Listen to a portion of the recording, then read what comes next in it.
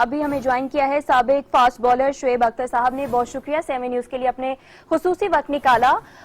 New Zealand cricket board کی جانب سے یک طرفہ اعلان کیا گیا ہے کہ وہ یہ سیریز نہیں کھیلنا چاہتے ہیں. کیا لگتا ہے آپ کو پی سی بی پہ اور پاکستان پہ اس کا کیا اثر پڑے گا؟ دیکھیے، پہلی بات تو we need to stand firm with our government, with the PCB and with the Pakistan Army and our security agencies. We need to stand.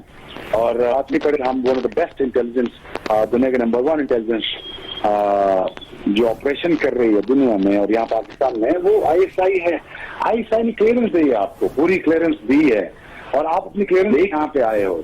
You have no right, you had no right whatsoever کہ آپ پاکستان کو اس طرح embarrass کر کے جائیں. اور جب آپ کا وزیر اعظم آپ سے بات کر رہا ہے، ہمارا وزیر بات کر رہا ہے اور اس کے اوپر بات کر رہے ہیں، تو تب آپ کو کوئی انسلٹ ہوا بھی نہیں، کچھ ہوا بھی نہیں ہے.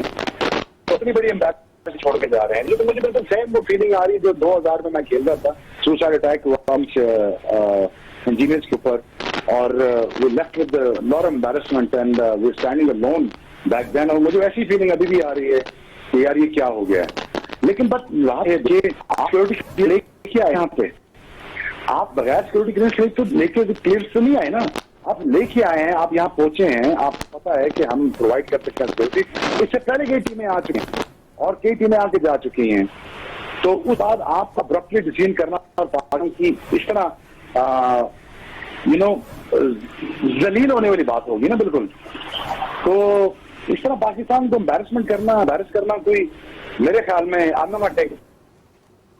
ٹھیک ہے. شعیب اختر سابق فاسٹ بالر ہمارے ساتھ موجود تھے 7 نیوز کے لیے. انہوں نے اپنا